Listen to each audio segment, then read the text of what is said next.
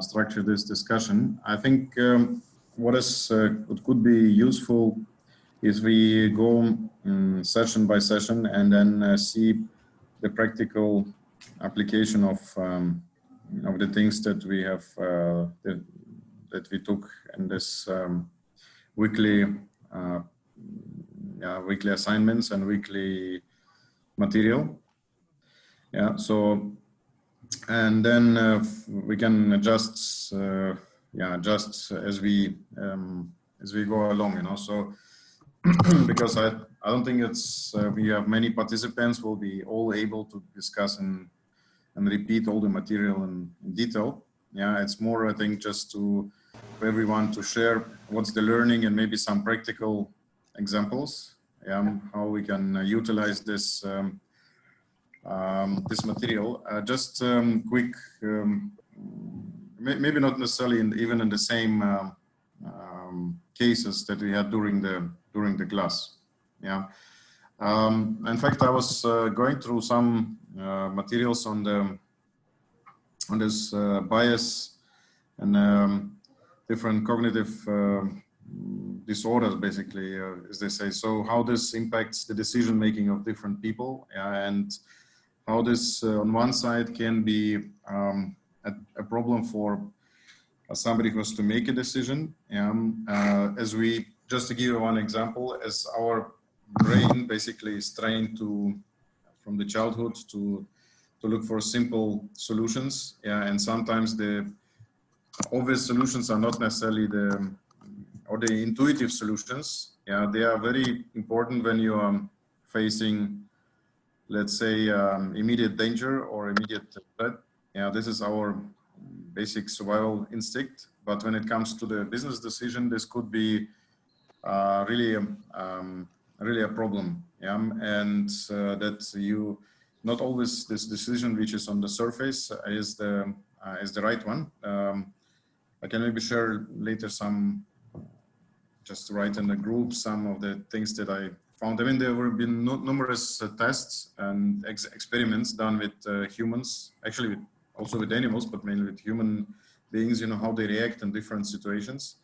And for example, one of the bias that we have taken in the course, which is the time pressure, is, for example, very, very extreme factor, which on one side can be very negative when we have to make serious and important decision in business. On the other hand, this is one of the bias that is very much used in marketing. When you're putting the customer is put under the time pressure, for example, to make the to buy or not to buy decision in a limited time. Sometimes with the clock ticking and you're under pressure that the offer lasts only for so much minutes or days.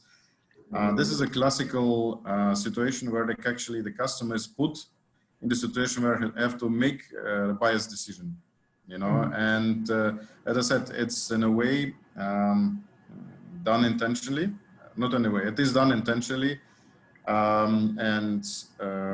Let's say, so in this case, the company is using it to its benefits.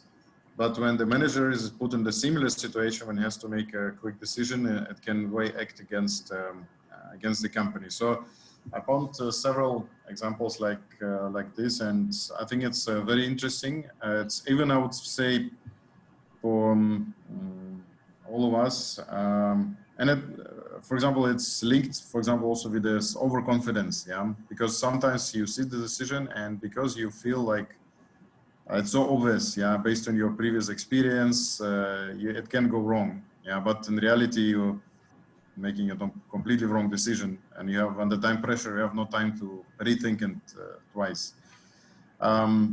Also, very interesting material is available about the wording, and depending on how the problem is formulated, you know, our language apparatus, or let's say the language that we use, is not always sufficient in reality, especially when it's foreign language, to describe the properly the you know, your task. And when you're also under time pressure, you might even misunderstand it completely, and your brain jumps to something totally wrong decision.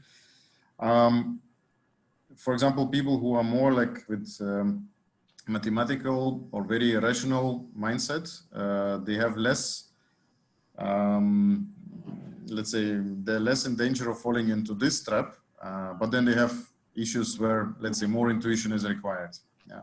So really, I'm not sure how we can take it from there. I think it would be good also to share between each other later some links or some information that we found to this subject. I'd say from, as again, my point of view, it's the most important is to find how we can apply this this knowledge in a practical life. Yeah. So I think this is just for the start. Yeah. Maybe something else come up, and then yeah, I don't know if it meets your expectation. How we take it from here. Yes, definitely. We should go as we discussed.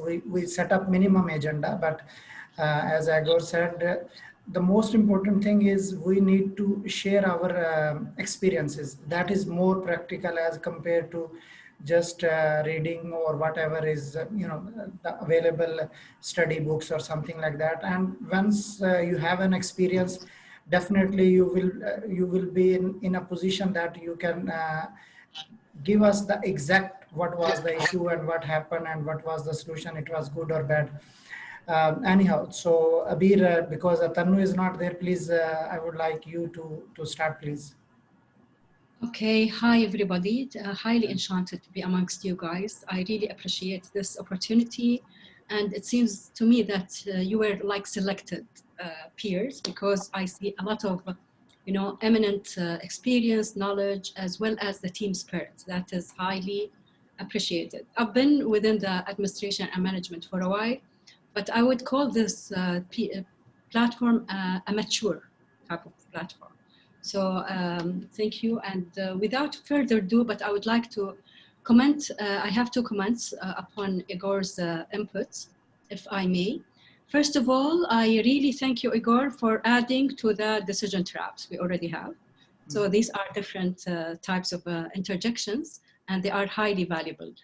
I think based on Mustafa's initiatives and understanding of that, type of concept, I would like those areas, whatever they are, from business analytics or even beyond, like the cognitive perspectives you highlighted, that we can branch from there and we create their own platforms, which are the same platform, but maybe different timings, to whom are interested. If we can propose this within the group, and from your input or introduction to the input, we can go for the circles that are most interested in those aspects. That would kind of help. And the second point is I would kind of second your inputs that we don't want to repeat ourselves. Nonetheless, I don't know if people have encountered what I've encountered, where we were like too overwhelmed sometimes, and in some weeks more than others. Sometimes we encountered crisis management or emergencies, so that some of the content are actually overlooked. So I'm afraid I'm gonna try to consider the time constraints and allow me and excuse me if I have gone through things that are already mentioned, but just to highlight the main points. Can I share my screen? I think yes. Okay. No, you need to enable me, Mustafa.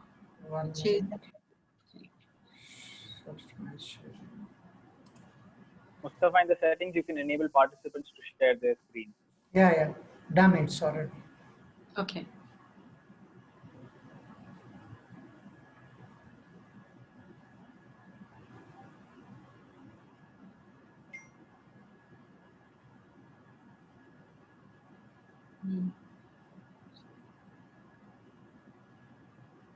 Just one comment while we're setting up. The chat is also disabled. If you can enable it, maybe next time we can appoint also one person to look after the chat and also the the participants room, so that you as a moderator, you don't have to run between the different screens. It's so, yeah. I have enabled it now. Okay, thank you. Do you see my screen? No, we are not. I think it's still loading. Still black. It's still loading. Okay.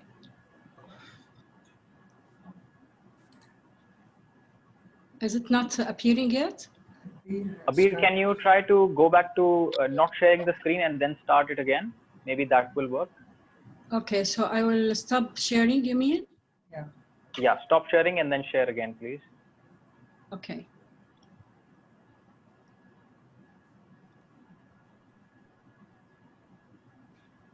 Does it ask you the option to share a particular screen?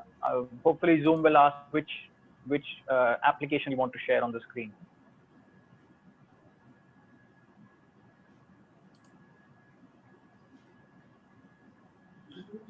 I think she got out of the meeting. Disconnected. Yeah, I Yeah. think by mistake she probably disconnected herself. Yes, She'll probably join in soon. Yeah. In the meanwhile, anyone else who's got any comments or advice? Well, While just Abir is- take a quick opportunity to say hello to all of you. I don't have any big comments, just few things means from the past experience that I have seen while doing the decision making. Is that most of the decisions that we take, and of course at a senior management level, the information availability is very limited. Uh, because of the fact that, okay, we most of the time are looking forward and it is for the future decision making. So current decisions you can do with data and everything, but say budgeting or the forecasting or say putting in place the say the strategy for the say the next 5 years. So all those things, a very little data is available, and it's just about like how you understand the situation and all those things. Um, there are two biggest hurdles that we face in this kind of scenario is hi Abir, sorry, just I'm going to finish in say 2 minutes. I won't take long. No problem. Go ahead. The first thing is what we see is the availability bias. So whatever the data is available, we just rely on that data, and we try to like form the decision on that data itself. So it's like hardly in very limited cases where we go out and we search for new data and try to like means like base our decision on the external data. Again, is there are reasons it's not available, or there is going to be cost, or the research cost, and the time is not there. Second thing is with regards to the conformity, because most of the things that we decide or we work on are basically done on the thought process of either the shareholders or the top management. They have a thought process. If the figures are lying in, they are in accordance with their thought process, then there is very less need to be done about those decisions or those data or those presentations. Wherever there is something which is challenging their thought process, then it's like you have to dig down to the last number to prove them that no, what you are thinking is not this way and it is up the other way around. So it's like two things. One is availability of data, and second, the conformity bias that personally means I face a lot with the shareholders and the top management guys, etc. Thank you very much. That's all from my side. Please, Avi. One more thing, Abir, please share your screen. Meanwhile, I will just add one point. One more thing, we have gone through a case study in this first week of, that is a kart racing. Most of us, I think, choose to race. I have gone through the study, but last time we have a session with Professor Aras, and I asked him exactly the same question, that we did not get the feedback racing was the right decision or not racing was the right decision. So he explained, and he said if you have watched his videos, so next video after this he has explained that it was the similar data what this NASA issue they faced, and the same Yeah. data. So based on the data, if we look at not racing is the right choice because of the risk and all those things. But most of us, we selected that we should race. So I think if we watch the videos again and try to understand why the right decision is not to race, while we all of us mostly, we choose to race. Yeah, I think that's something that it's going to be covered in the session that's just coming up, data-driven decision making, decision biases, I think. So Abir is going to probably cover that right now. Yes. Okay. Do you see the screen now? Yeah. Yes. Okay. So actually, I'm tackling the same biases you've mentioned, and pursuing the decision-driven decision-making. And I think this decision bias commencement is the right commencement, because we need to have this kind of conceptual consideration prior to the technical parts of the business analytics. So there is a problem now. Am I having a problem? Okay. No, So, Abir, we can see. Yeah, we can see. Okay, good. So actually they were called traps for a reason, and they are actually traps. And but as the term implies, they are non-objective decision makings. We need to acknowledge that identifying the potential biases, traps, are crucial to improve the decision making. And we also need to know how to frame a problem, how to identify the culprits that prevent the good decision making. And that is, to me, I don't know how you perceive that, but I think it's all about critical thinking or out of the box thinking. In data-driven decision-making, we all need to do a decision. It should not be any decision. It should be the best decision we can reach to. And for data-driven decision-making, we definitely need the data. But before the data, we need the question. And this question should highlight the data to make the decision. But this question needs to be linked to the goals, linked to the targets and the objectives to frame the right questions. And those data are the required data, which are usually beyond the available data. So starting from the availability bias, it's about the limited focus of available data. And the data, I like some of the expressions mentioned in the video, the data on top of the desk.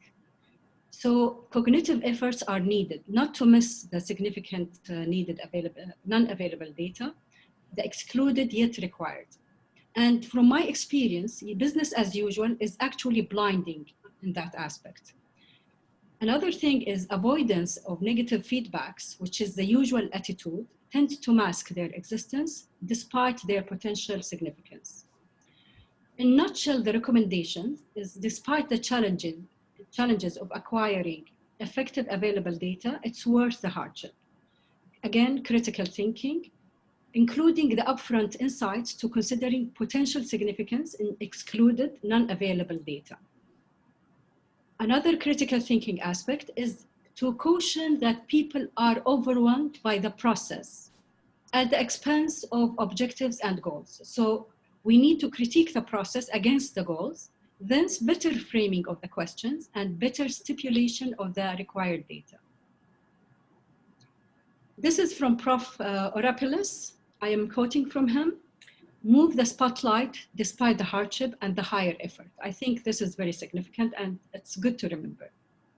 The second decision trap is the short-term emotion. And I think we all as humans have maybe fallen in this trap at one point or another, maybe several times, maybe many times, especially when it comes to a high-stake decision where there is a usual relative mental clouding over consideration of others, if you may, be it public opinion, senior management, shareholders, political lead, etc.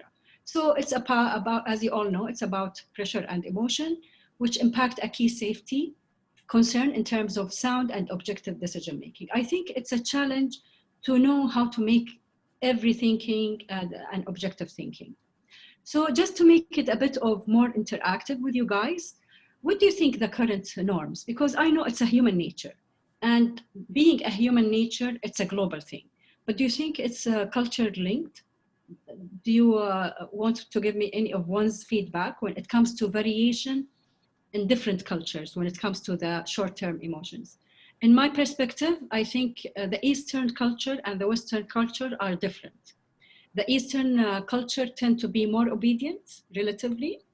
And I think from my own experience, people overconsider the higher leagues. They try in general, I'm talking about stereotyping here, to satisfy them. And it is at the expense of the objectiveness of the thing, of the business. I don't know if you guys have any insight in this. Abir, you are right. We see this cultural differences basically in all the organizations, and specifically when it comes to the finance, means we face this a lot. So there are organizations who are a lot risk takers. So they will go ahead and do the transactions or the dealings, or they will venture into other countries where the risk is high. And okay, that's basically the returns are high as well. But there are entities who are less risk averse. They take like 2 steps forward and then 1 step backward, and a lot of like due diligence and like taking the time and deciding the thing. It may take like 1 month, 2 months to set like a very basic decision. And it comes from the culture, like how the top management sets the culture. And again, I correlate this with the experimentation part that happens. So if any transaction is not done before, it's really very difficult to convince the management that, okay, can we go ahead with this new process? And the standard comment that you get from the team, oh, no, we have not done this before, so we will not do it now. But it's like the longer the person has stayed in the organization, the more a firm belief he had that we should not change the status quo. So that's how, means the cultural plays a very big role in any organization in the decision making. Actually, I cannot agree more, Diran. I think this is well put. I agree on every aspect you've tackled. Abir, let me add one point here. Actually, we are talking about culture, and there are 2 different types of culture. One is the culture of Eastern culture and Western culture, and one is the culture that we have in our organizations. That is something different. So we have an organization in let's say UAE or in Saudi or in India or in Singapore. So there is a culture of the organization that is developed by the top management. And the top management set the rules, okay, what to do and what not to do. But there is another culture that Abir was talking about, the Eastern culture and the Western culture.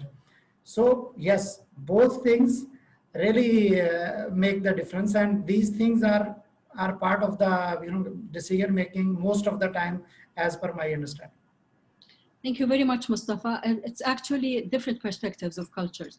And I'm gonna reveal, I hope I'm not revealing a secret, my own organization, the King Fahd Specialist Hospital, have been very different in terms of prior to the Vision 2030 that have been proposed 2015 and after that.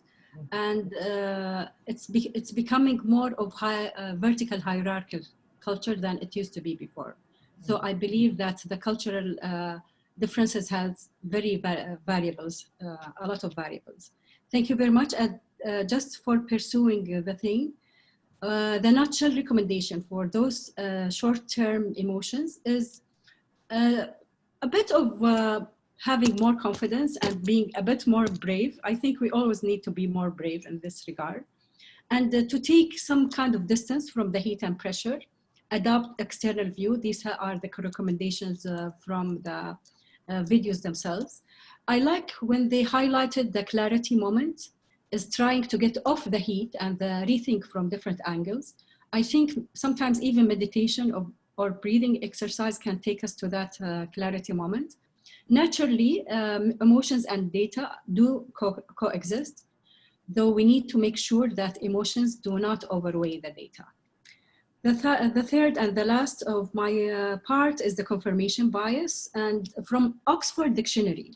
So it's kind of generic definition. It's the tendency to search, interpret, favor, and recall information and new evidence, or making a new decision based on one's existing or prior values or beliefs or theories. And from Wikipedia, but I have adapted, so whatever is underlined is my own interjection. It's an important type of cognitive bias that has significant effect upon functional improvement of businesses at different levels, or even proper functioning of societies, by distorting evidence-based decision-making. To me, it's more of objective decision-making, which is non-biased or neutral decision-making. The impacts are having limited person-based distorted decision-making that is confirming and entrenching the shortcomings instead of improving it. So again, the nutshell recommendation, we always need to be brave, adopt a process of disconfirming evidence or test opposite evidence, being open to constructive criticism and negative feedbacks, and challenge even the positive feedbacks. Are they coming from a neutral, objective stance or not? I hope I didn't make it long, but thank you very much for this opportunity. Abir, I have a question, and at first you and then the same question to all of us. After studying and after watching those videos and lectures, are we really thinking on taking it into practice when we are making decision? Are we really thinking on these new things that we studied or we understood now when we are making a decision? Are we considering that, is it an emotional bias, is it a short-term emotion or availability bias, or is it a confirmation bias? If any one of us really thinking on it, I just wanted to know that what happened and how did you evaluate? Beautiful question. Thank you, Mustafa. Actually, I think there are two faults in this perspectives. One, I'm coming from experience, because my peers in the hospital management and I have got into Alabama's executive management program for medical field. And there are this kind of personal variation of adopting the acquired knowledge. So I noticed that a lot of people, they haven't changed much despite the knowledge that should have been eye-opener. On the other hand, those people who are willing to change, they are more resilient, more of, open-minded. They did, change after those knowledge eye-openers. So it depends on the person, him or herself, if the knowledge is reflected on the behavior or not. It has, I think, genetic, predisposition as well as environmental. The second thing is definitely we cannot change unless we get the information. So I think this information is an eye-opener and more of focused pathway towards improvement. I don't know, maybe my colleagues will have a different perspective. Yeah, maybe I would like to add a few things actually here. So, Sure. I mean, I would say I'm not sure actually. Even after this video, seeing actually, if I have to take a decision or I am in a group of decision making team, I would label anything like this is this kind of bias or that kind of bias. But by knowing all this bias, definitely actually whenever we come to a decision, let's say, then I will take a step back and try to see actually if this decision is not coming from any of the bias we have been introduced to in this video actually, before actually making the final decision. That's what I will do, I think, rather than actually labeling them actually that this is this kind of bias or that kind of bias. In fact, it's good to know all the different type of bias we may have actually when we make a decision as a human being actually. So definitely knowing this actually makes help, I would say, before making the final decision. Yeah. Actually, what I want, if someone is already has started this practice, so if you have already made a decision by considering this one, so how was your decision? So that is the experience. Actually, the objective what we are discussing here is to implement those things in our daily practical life. Right. So if we just studied and again we are doing the same thing what we were doing before, so what is the benefit? So Yes. we need to ensure that what we have studied, and let us take the practical, let us do it. So I just wanted to know, maybe from Sumit can shed some light on it.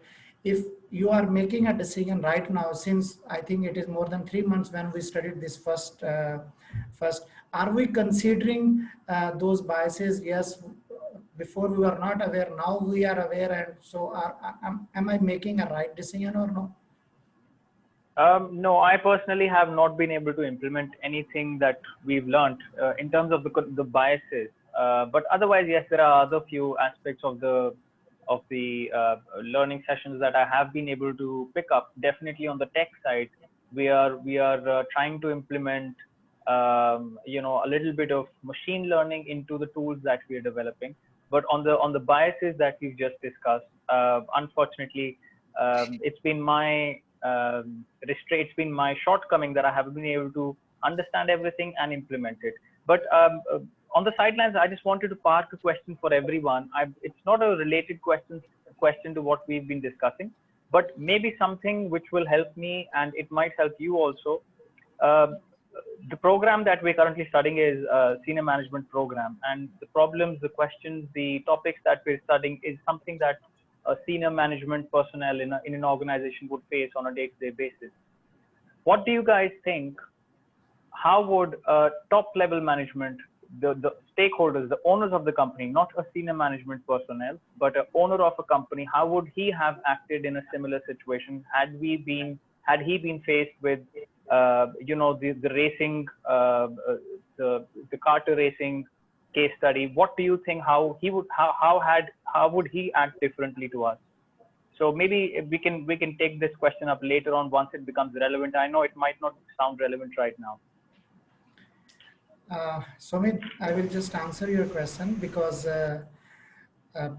fortunately or unfortunately, I'm at a top position in my company. I'm the decision maker, and if you just read, I was the guy who put the answer first in that case study, and my answer was, although I did not put long of detail, I said no, we are not going to race. This is very risky. So this was my answer. Yes, these things are really comes when you are working at a level and you have to take, because this is very critical decision, to be honest. It's not something that a project manager or a guy at a lower level or one department manager can take the decision, because it will set your organization in front of others. What type of organization you are a successful organization or you are a failure, because that Carter racing is going to telecast on the television first time. So for a small company, it's not a small thing. And similarly, if I would be in the similar situation, definitely I'm not going to race. Although I was not aware of all those biases that we studied, but still this was my opinion at that time. Okay, can I add something? Sure, First of all, sure. sorry guys, I'm not on my camera because I'm on my mobile data. Sometimes I get this fluctuation if I switch on the camera. Okay, I think both most of us and question and as well as Sumit's question, I don't see it as too different or because I see it as a continuation, because your question was how many of you actually had a chance to implement all those things that we have studied. And when you go to Sumit's question, he was asking, thinking from an owner's perspective, what would have been the decision they would have taken? Because now that is actually the challenge, because though after going through a lot of such data from our module, though that problem comes to us, we are not actually in a situation to take a decision, because what we can do as a senior management, or at least from my side, I can propose my ideas or what I think of this particular problem to my boss or the owner of the company. So this is my study, and I feel we shouldn't do this, or I feel we should do this. So we will be in a position to propose it. And of course, as an owner, he will have his own perspective, number one. Probably he will have another view from another person's perspective. And then probably he will take a decision based on that particular data. Because, I mean, not just the Carter racing, even if you take the phone case study, the one that we went through, I mean, that's why I had an argument with Professor Dave on one of the office hours, because if you look at a business study wherein you have a 30% chance of a winning and a 30% chance or a 35% chance of a stable situation where it's not a profit, it's not a loss. So overall, 65% you're safe, or 65 to 75% you are safe. There is a risk of 25 to 30%. Would you go ahead? I mean, if you ask this question to any businessman, a normal businessman, he will jump onto it, because any business, I mean, if you have a 65% of chance where you will not fall or you will be stable, they will go for it. Because, I mean, practical situations are really, really different from what we really study, because especially if you're going on a particular new business model or a new venture where you have 70% or 75% chances that you will be able to win or you will be able to survive, and there is a 20-25% of losses. I mean, any business if you take, there will be no business where you will have a 90% or 95% chances of you winning. Because, and another thing is, like what Professor Addis also mentioned, any decision that you take, there is a lot of things that we assume, right? I mean, the data that we assume, right? I mean, even if you take the phone case, we are assuming that the sales are going to be like 40%, right? What basis are these assumptions are? This is based on market study. These are based on a lot of different data that accumulated and gave us some kind of a figure, right? I mean, this is what we are. So our decisions are basically taken based on this assumptive study, like 40% chances that you're going to win, and your sales are going to be like this, or this is what, I mean, even if you take the cartel data, there are a lot of assumptions on this as well. So, I mean, as end of the day, as a business owner, how you, I mean, it will really depend on the person's perspective on how he's for taking a risk, or is he a person who's not a risky guy, or is he a person who wants to play a safe game. I think end of the day, it all boils down to the particular person's, I mean, what kind of a person he or she is. Okay, guys, just to make the question more attractive, how do you see the rewards? Means what I see means every decision, like it is related to risk and rewards, right? So if you are taking a risk, but there is no return, then why should I take the risk? Means it's simple, I will not go for it. But if there is a, let's talk about a cancer patient, right? There is a reward like, okay, 1% chance you operate and the guy will live, right? Second, you don't operate and he will not live. Maybe he will just live for a few months. So there is only 1% chance, right? But you'll still try, like, okay, let's do it anyway. The guy is anyway going, right? So you try. Maybe he will live, right? So the risk and rewards is something which we need to see in decision making. And just to add to what Mustafa was asking, like about whether we are implementing it in current scenario or not. So I will just say it like it's kind of means for me means I'll just say it's kind of a psychological disease, right? So you have that, you don't know that you have a disease, right? Then someone wakes you up and say, Baba, you have this problem. And then you realize, oh, I have this problem, right? And then you start making the decisions.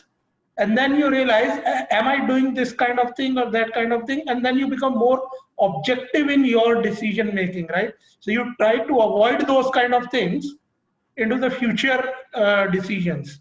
So for me, it's something like that. Not specifically that I am going that, okay, knocking down like, okay, this is not this, say, availability bias or say confirmation bias and all that.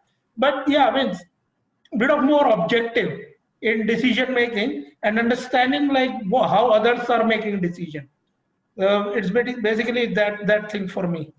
Yeah. I add just combining the inputs of Mustafa and Situ. We're talking about implementing our learnings, and specifically when it comes to the traps. I think it has a lot of implementation, and it has a lot of happenings actually, whether or not our eyes are open or closed in regards of those things. So what we need is to expand our knowledge into this implementation. To me, it has two levels, the decision maker level and the subordinates level. So decision makers, when they are willing to accept those facts and those learnings, like Mustafa is the one who is making the decision, having those learnings put into the day-to-day business, I think his eye is more open towards what's happening, and he will think beyond the business as usual. So I think definitely it's an implementable thing, and we cannot dissociate between the learnings and the practical business. On the other hand, if I am a subordinate to the CEO, for instance, and I am aware of this, I think I will use it as a tool of persuasion. So sometimes putting this information or this learning in an indirect way, because I don't want to intimidate my CEO, and this will kind of persuade the executive league or the CEO that we need to look at that part where he or she are usually not willing to look at it. So it might be a different ways of implementing those and making the difference in our business decisions. Okay, Yeah. Gautam, let me, because you raise a point and then Devinder just explain it. Especially even me, I had asked a question to David during the office hour that what is calculated risk? Is it 1%, or if it is 5%, or is it 10%, or is it 20%? So what risk that we can say is calculated? Safest yeah, one, right? Yeah, safest one. So what he answered at that time, he gave us a couple of examples. He said, it depends scenario, it depends what type of situation you are in. For example, if you are in the airplane industry and there is a chance that plane can crash, you cannot even take a risk, maybe 1% or 2%. But if it is in different industry, maybe you are able to make a 10%, even 20%. And after that, we had a session with Dr. Iris last week, and I put the same question again, but this time I make it some exclusions. I ask him that please do not consider that someone's life is on stake.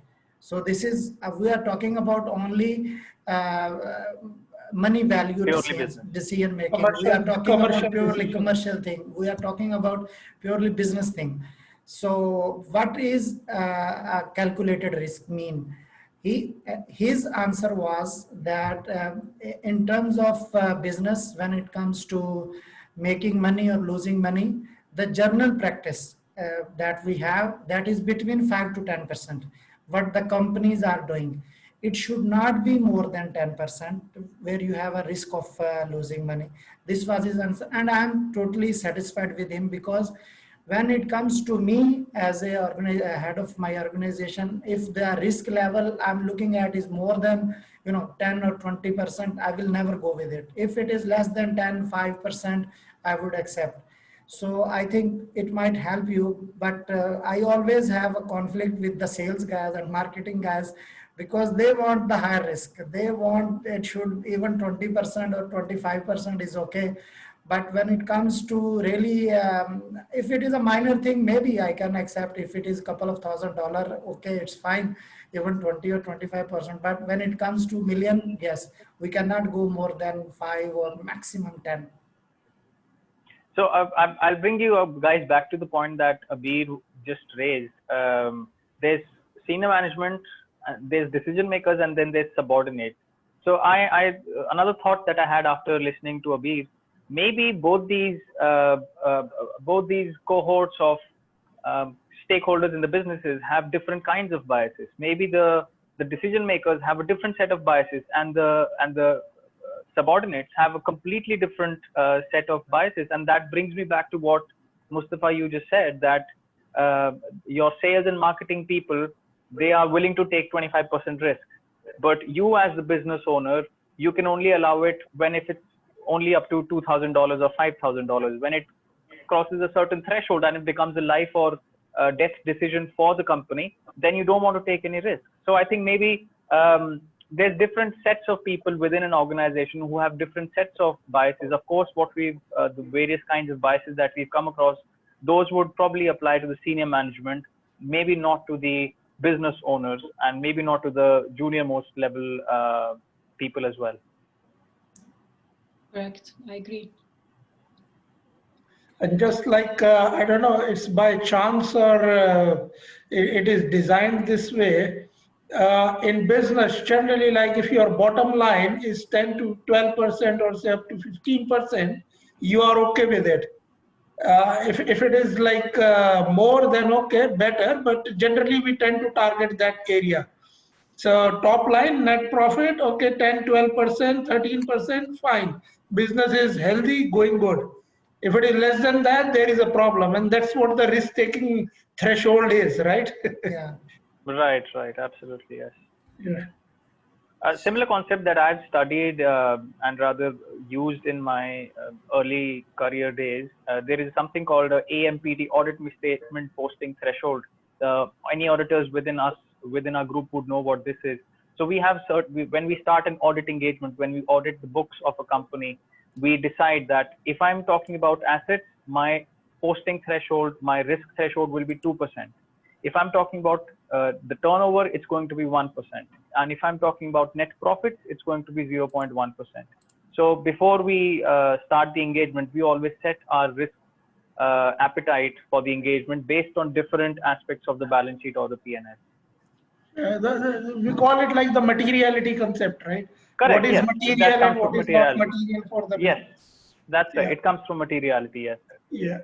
Sumit, I would request you if you can share something like this by WhatsApp or by email.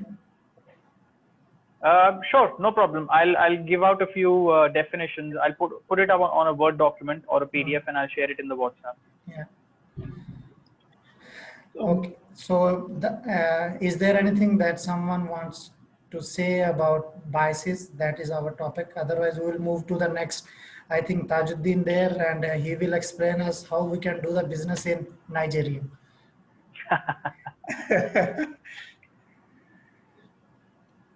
Yes, Tajuddin. I think he's mute or. Yeah, he was on. Okay, Tajuddin, you're on mute. Okay, now we can hear you. All right. Okay. Good morning, good afternoon, good evening, everyone. Yeah. Depending on where we are talking from. Okay. When I saw the topic yesterday, I smiled. I said, "Oh, Mustafa is boxing me to one corner." Maybe because I'm in the business of banking, and to a large extent or to a certain extent, I'm clear about what is required or what the ease of business index in Nigeria is. I'm sure the World Bank set up an indices for measuring countries, about 190 countries, on ease of doing businesses in those climate. And consistently now, Nigeria has been coming up the ladder. There was a time that we were, in 2007, we were at 167 out of 190. And that was pretty poor. When the government of the day came into power, one of their mantra is to improve the ease of doing business in Nigeria in order to encourage foreign investors and basically improve the foreign investors portfolio. So in 2009, we moved to 146 out of 190. And as at 2020, the latest indices released by World Bank, Nigeria is 131 now.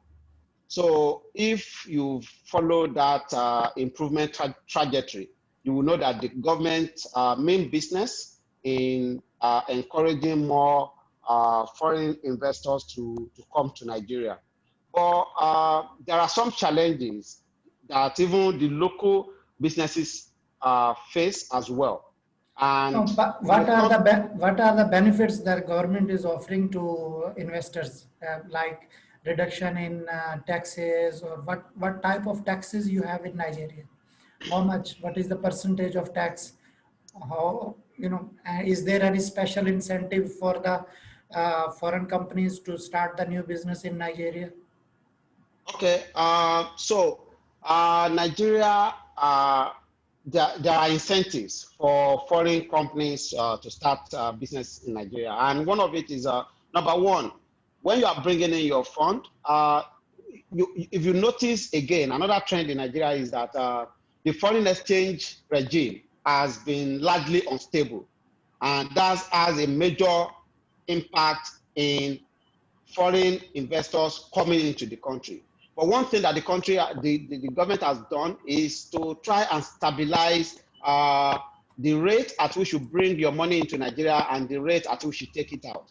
And that is, if you are bringing your fund into Nigeria to start a business, you collect certificate of capital importation, and that will, the implication of that is, for instance, if in $1 is 386 naira, $1 is 386 naira. If you bring your money at that rate, by the time you are taking your money out of the country, you will be able to access the official window, which is 386 to $1. If at all the parallel market, which is the black market, is doing, I'm not sure everybody understand the concept of black market. Is a common concept in Nigeria. Is we have the official rate and we have the parallel market rate. So, for instance, if dollar is going for 386 naira to $1, in the parallel market, it might be doing 420. It might be doing 440 or 450, as the case may be, depending on the pressure on the naira at every particular point in time. But as a foreign investor, you are secured, you are guaranteed, the official market rate of repatriating your fund. It is guaranteed. So if at all interest rate is not favorable to the other part of the economy, you as a foreign investor, you are guaranteed. And there are tax, when you come in, they will give you tax holiday. So there's always a tax holiday for new businesses that are setting up in Nigeria. So I think at the last time I checked, I think it's about 3 years or 2 years when you bring in your business and you started. So of course, you're going to be given a tax holiday. You won't start paying tax immediately. And the tax in Nigeria is very, very, I would say is favorable when you compare to other clients. For instance, I live in England, I work in Nigeria, and my family is in England. If you compare the tax system in England to Nigeria, you will notice that the tax you pay in Nigeria is near negligible compared to what you pay in places like England. And that is why you see so many portfolio investors coming into Nigeria, preferring to invest their money in Nigeria. When you set aside all those other negative impacts, like availability of power, that's another thing. And let me point this out to you.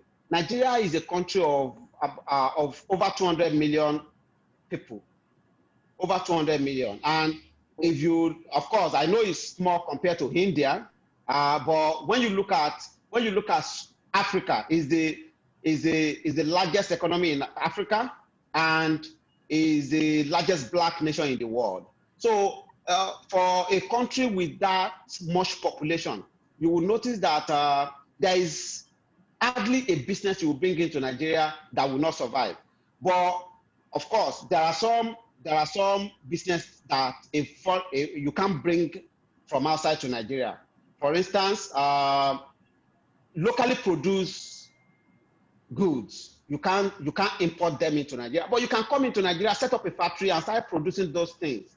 So that's why if you look at the population of Chinese nationals in Nigeria and Chinese company in Nigeria these days is skyrocketing, and that is the truth. The current government started improving the rail system, and is largely being managed and being constructed by China company, CICC. You know, but that's a foreign company. If they are not seeing any benefit, they won't be doing that. So, and we've seen instances that our telecom industry, there is what we call Airtel now. Airtel is a mobile telecommunication company. It's largely run by Indians. You know, it was taken over by Indians. They bought it over and they are running it. So, you know, you can see a lot of industry. The food industry, agricultural industry is largely dominated by Chinese companies now. And I give it to the Chinese people because they know the importance of population in driving economy. They know the importance of population in driving business. They look for where the population is and they go there because they have the population in their own space as well. So that's why you see them coming in and they are making headways. And because the environment is favorable to them, there is no discrimination. Nobody will see you and start, you know, treating you anyhow. And I'm a Nigerian, and at the same time, I'm a British national. But in Nigeria, we give people respect foreigners even more than the locals. You know, people respect foreigners, so there is no form of discrimination. So the foreigners has upper hand even than the locals in Nigeria. So there is no gender discrimination. There is no race discrimination. It's more in favor of the foreigners than even the locals. So largely Nigeria is, and okay, let me just talk to a few things that has improved Nigeria rating in the ease of doing business. Before now, if you want to do company registration, you have to do it manually. You have to carry papers to offices and what have you. So what the present government has done is, most of those things have been transferred online, create websites for it. It takes lesser days, you know, to do pre-registration sessions. You can do it online to know if the name that you want to use is available for use and everything. And the government did a fantastic thing. Before now, the visa regime for foreign nationals is very, very difficult. You know, before you can process visa for people in, for instance, in US, you have to travel from any state you are in US to either Atlanta or New York before you can process visa. But what the present government have done is you can procure your visa on arrival. And if you look at ease of business, ease of doing. Tajuddin, you've gone on mute. Any visa is a major factor. So for instance, if Abiru want to come to Nigeria tomorrow, you just carry your bag at the airport, we issue you visa, and you find it very you made it very appealing, actually, Tajuddin. And I think it made me kind of have, you know, Nigeria like the counterpart of the US when it comes to the prejudice style. So thank you for attracting me there. Thank you. All right, so that's about it. So if we have questions, we'll Tajuddin, I have a question not related with the course that we're studying, but just a generic question. I hired a freelancer from Nigeria and I wanted to pay him, and I wasn't able to find out a legal route to transfer money to Nigeria. I can't use PayPal. I can't use services like Western Union or Payoneer or Ping Pong. You know, online services don't work, and a lot of banks don't have relations in Nigeria. What's the best way to remit funds into a freelancer based in Nigeria? Wow, I'm surprised about. For instance, I have a PayPal account. I can receive money via my PayPal account. Western Union and MoneyGram is very, very common in Nigeria and is highly operative. I'm a banker. In my bank, we do Western Union send and receive. We do MoneyGram send and receive. And again, the person you want to pay, if the person has a domiciliary account with his bank, and domiciliary account is a foreign account, you know, in US dollar, in pounds, in euro. So you can open a domiciliary account with your bank, and you will send the details of your bank to the person that wants to transfer. For instance, if you want to pay me for this little exposition I'm giving you, if you want to pay me, all I need to do is send you my bank detail, and you give it to your bank, and they transfer to me. So SWIFT system, you know, Nigeria is a critical player, you know, in the SWIFT transfer system. So all I need to do, all I need to do is give you my bank detail, and you give it to your bank, and they route it through my corresponding bank. Okay, understood. Well, for the time being, I'm just using Bitcoins to transfer money to Nigeria, but I don't think I can use that for a longer period. It's going to create problems for me. But yes, I think Western Union is, I think I'll try Western Union again. Or you can just give money to Tajuddin and he will take care of it. Tajuddin, tell me, like, how easy it is to repatriate the funds from Nigeria, because in the past we have faced some problems there. Because I remember, like in the olden days, there was like a kind of a booking of the currency as well. So how is it now in Nigeria? Sorry, come again, sorry. So how easy it is to repatriate the funds from Nigeria? Oh, okay. All right. You know, when I was talking, I made mention of certificate of capital importation. So if you want to bring money to Nigeria, you need to ensure that you collect your certificate of capital importation. So if you have your certificate of capital importation, the implication of that is the fund you are bringing into Nigeria is recognized by the government, and it is brought in at official rate. So when you want to repatriate it, your bank will approach Central Bank of Nigeria on your behalf with a copy of your certificate of capital importation. It is simple. It is easy to repatriate fund now. Very, very simple. But the only thing I would advise is when you are bringing any money into Nigeria for investment, make sure you collect certificate of capital importation, which makes it official money and is recognized by the government. That is for the capital investment. Okay, so this is something which I brought in Nigeria. I got the certificate of capital importation. That's one thing. Now, business is running there and it is generating profits. So can we easily transfer those or say repatriate those profits out of Nigeria, or are there any restrictions or regulations there with regards to that? Oh, okay. So number one, if the company is recognized as a joint owner between maybe local nationals and foreign nationals, of course, you can repatriate the portion that is recognized as profit for your foreign partners. It's easy. Yeah. Okay, understood. The same way that as I'm working in Nigeria, for instance, if I declared that, if I'm working as an expert in Nigeria, you know, but I'm working as a local because I have dual national. But if I'm working in Nigeria as an expert, for instance, the government allowed me to repatriate upkeep for my family. They allow me to repatriate my salary on monthly basis. Is allowed. So it makes life easy. Yeah. Thank you. Thanks for the insight. Thanks, Tajuddin. This is Suresh here. The way you articulated things, I feel I'm in love to visit Nigeria as soon as possible. Thanks, Tajuddin. No problem. You will be welcome. Suresh, we have a similar question to you, what we were asking to Tajuddin. Basically, we just wanted to know where are you, in which market, and what are you doing, and what are the business opportunities there? Fine. So I'm based out of Bangalore in India.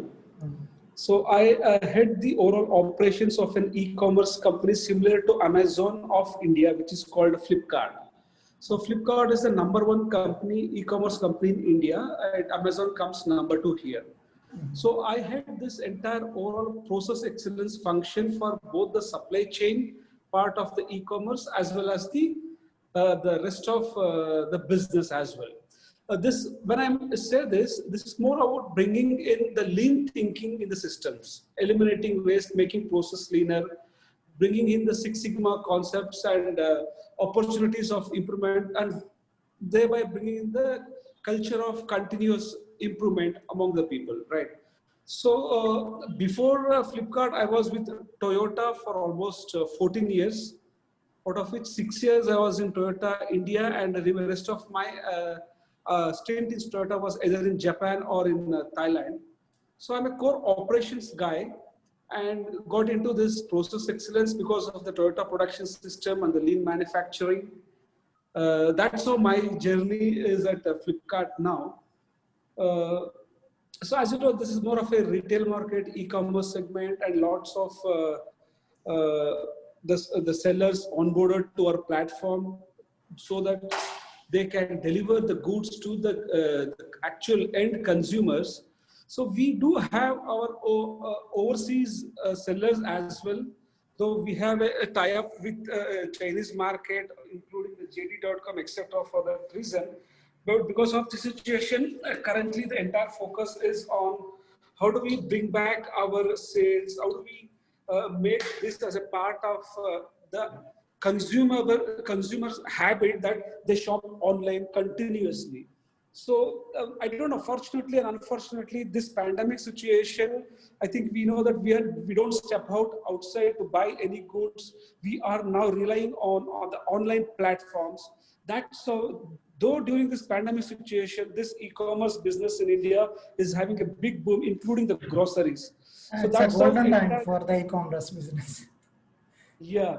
So that's how there are always gainers. Huh? Means like whatever situation you go, there are gainers and losers. So now pharma and e-commerce, they are the gainers. That's true. Well said, Mr. Dhiren. Yeah, true. Yeah, but the challenge is how do we maintain the social distancing, all those norms, make people sensitized about following the rules and regulations, being compliant.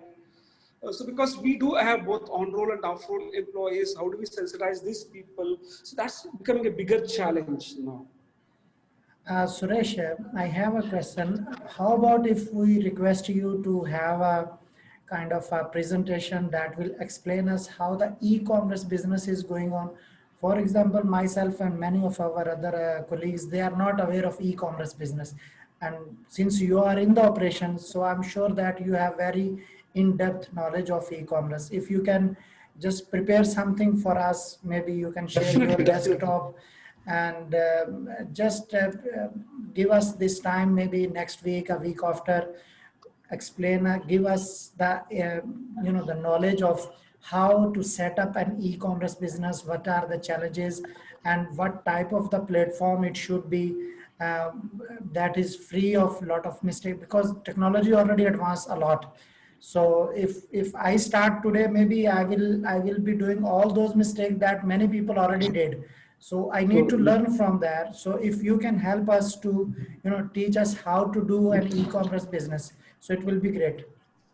Definitely, I will look forward to this, and definitely I will just try to contribute as much as possible. I think people in Dubai, they are aware about Noon and also Awok. That's a great UAE players in Dubai, right? Noon and Awok. Yeah. There are like two players. Means one was Souk, which was taken over by Amazon. And another one was Noon, which is owned by MR owner, Mr. Mohammed Al-Alaba.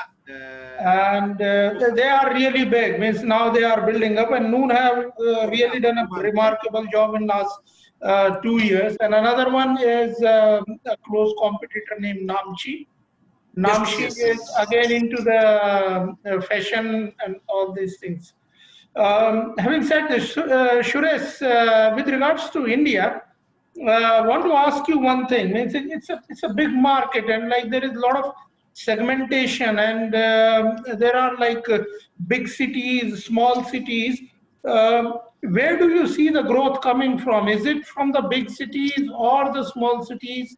How do you see this thing? Because what I see today means like, okay, if you talk about Dubai, so whole of Dubai or say whole of UAE is on the e-commerce platform. Mean people order from all parts of UAE.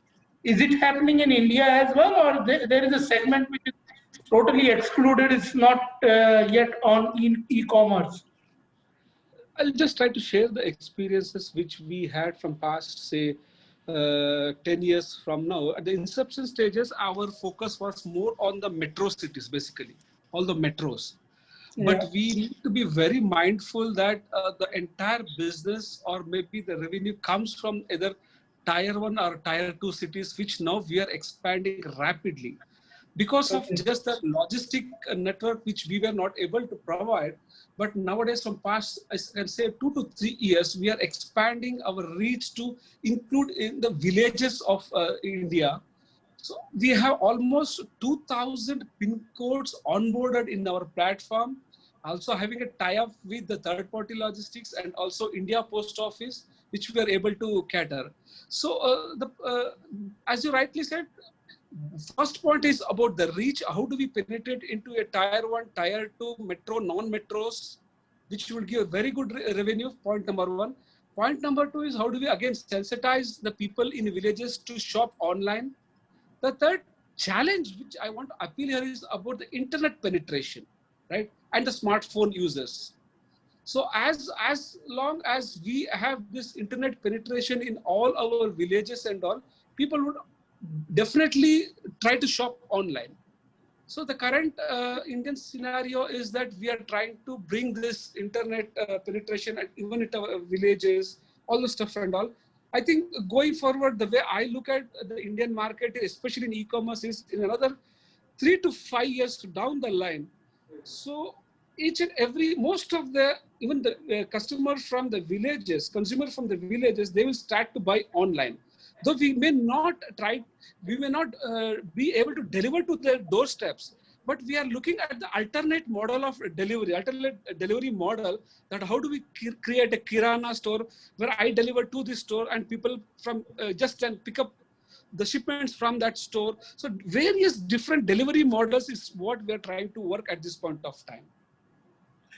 Just to give you a suggestion, like what happens in UAE, there are like delivery points or say collection points, and most of them are like into the most prominent areas, like either into the town center, or if there is any big mall or something like that, then these e-commerce websites, they have created a collection points there. So you take all these things at that place and people just come and collect there. We are doing this And for our metros actually. So for example, if I'm leaving my home to office by morning 8:30 a.m.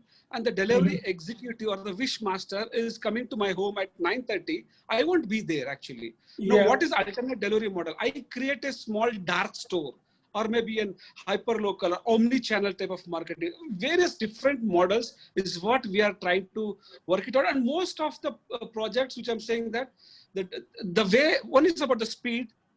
See, honestly, earlier days, customer was worried too much on the cost part. But I honestly say that gone are those days that customer is too much worried about the cost. He's worried about the speed actually and the experience now. That's the maturity which is now brought into the consumer behavior. Ivan, recently I came across one of the company, I think from UAE, FODAL, something like that. They are, I think, using the same kind of platform. They are taking every supermarket or every even Kirana store, we call it in our language. Yes, same Kirana.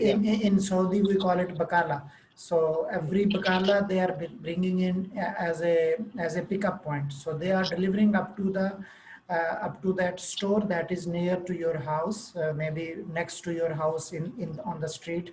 So they are making all those things as pickup store. So I think this would be a good model for any company like Suresh is working. So developing all nearby shops or Kirana stores as the pickup point. So it will speed up, and people will have more confidence in the delivery in this way. So they can pick up with their choice in the morning, in the evening, in the afternoon, whenever they want. Yeah, so one track is about the reach, which we are trying to expand. The second track is on how do we enhance the customer experience. When I say customer experience, it's about customer journey mapping, right? So for example, a customer in a metro, the way he or she defines the level of experience, or the same experience if I ask a village or maybe a tier 2 city, actually the perception is totally different about the experience. Now if you walk in from a customer point of view, maybe from the forward journey or maybe the reverse journey, when I say reverse journey, it's about returning the products back.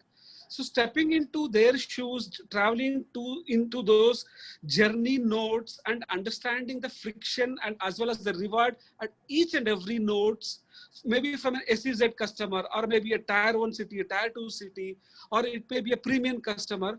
So we are trying to create a journey map to differentiate this type of experience to the customers and also have this persona mapping, which we are trying to do. I'm actually heading this project for the Flipkart. That's good. Great to know that, Suresh. Just want to share my appreciation for the kind of work that Flipkart has been doing. I work very closely with Amazon in India and overseas also. We provide them compliance services. So we basically enable an e-commerce trader sitting in one country to sell his products in a different country where he does not exist, where he has no office location, where he has no warehouse. So we provide them compliance services, warehousing services, logistics, everything. So we basically are a business enabler. And I relate with answering your question, Mustafa. You wanted to know how is the Indian market developing? Are people coming up from? Sorry, I think Dhirendra asked the question that are people coming out of villages or small cities, or are they coming out of only the larger cities? Most of the export from India is coming out of primarily a couple of cities. So that's Delhi, Jaipur, and Mumbai.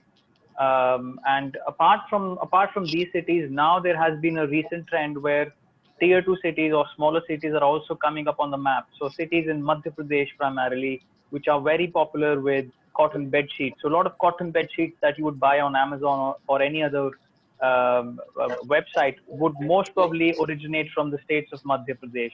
If it's coming from Asia, it's definitely from Madhya Pradesh. Bhopal, Indore are a few cities. If you're buying anything made out of wood, any jewelry boxes, any coat hangers, anything, any wooden handicraft product, it's most probably coming from Uttar Pradesh. There are a couple of cities in Uttar Pradesh where a lot of wooden handicraft work is done. China is also quite big on export on these small items. But unfortunately, China is very good in machine-made products. It's not good on, it hasn't developed its efficiency in handicraft. So while China can make machine tools, it can make furniture, but it can't make handicrafts. It can't make small boxes where a lot of skill is required. So I think India is going to enjoy a lot of premium in the handicrafts industry, a lot of premium in also maybe in products which are very Indianish like. So something like a Rakhi that we buy, it's very Indian product. Certain products like henna powder, which is very common in the Middle East, a lot of it gets exported from India. China is still not able to capture that market segment. So I think India and China are going to have a very healthy face-off in the near future, especially in the e-commerce market. So if I'm not wrong, I think in India at this point of juncture, the e-commerce penetration in India is not more than 3.5 to 3.7%, which means it's a huge scope of developing. That's surprising, actually. I was thinking it is much more.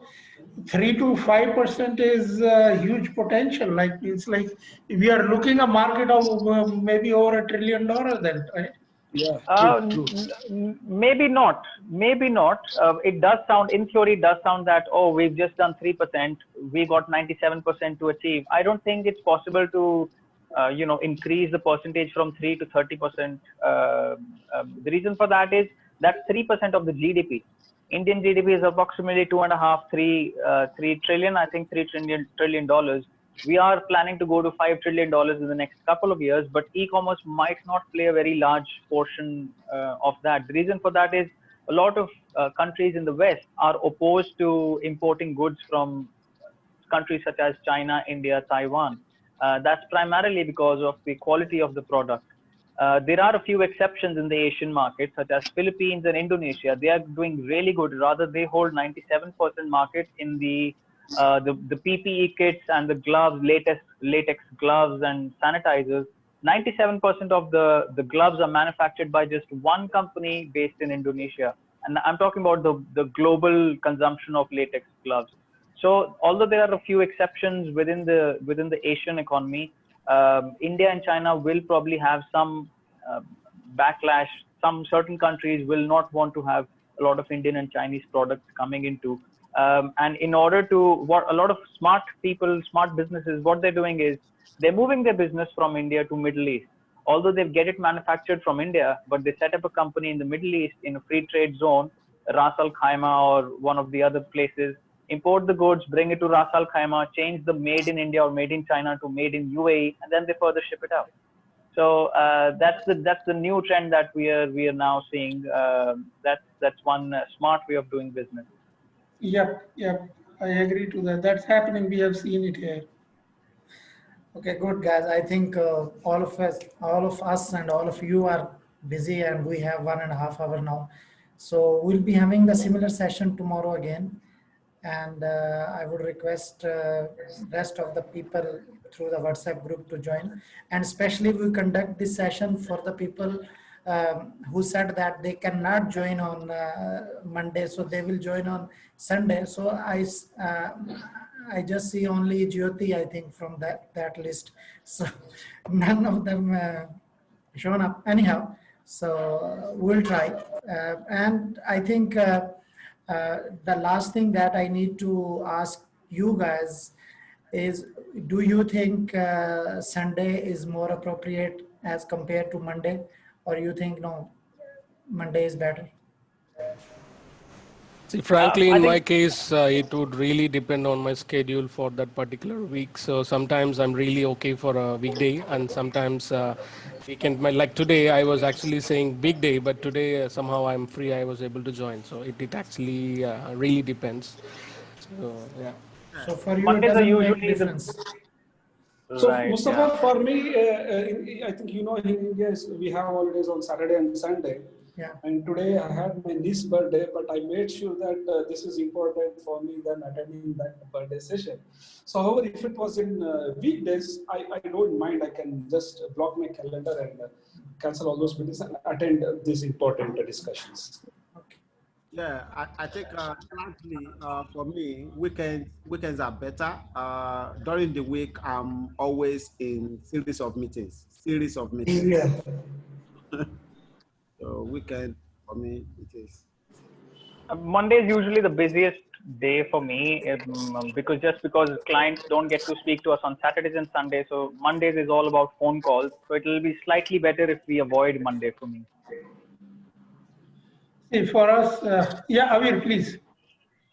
I actually have, kind of neutral stance when it comes to Sunday and Monday. So I'll try to flexibly fit myself in either. Jyoti. Yeah, for me actually, I think weekday will work better actually. I mean today was an exception actually. I was able to manage, but weekday is normally better generally because Yes. my kids are in the bed much early. Weekends are more difficult. Yeah. For me, if you talk like I'm okay any day, but till the time it is all planned. So if it is Sunday, Monday, or weekend, if you know like okay, that time, that day, it's okay. I can block and plan my schedule accordingly. Okay, guys, we'll see tomorrow. We'll have one more session, and then we'll try to fix one time because 2 days it will be a bit difficult. But at personal level, I'm available 24/7. Anyone can contact me through WhatsApp, through call, through whatever it is. I'm available, and I'm really thankful all of you. Thank you very much. Thank you. Thanks a Thank lot. you, Mustafa. Thanks, guys. Right. Thank you. All right. Take care. Thanks Bye-bye. everyone. Have a good Thank day. you. Yeah, bye-bye.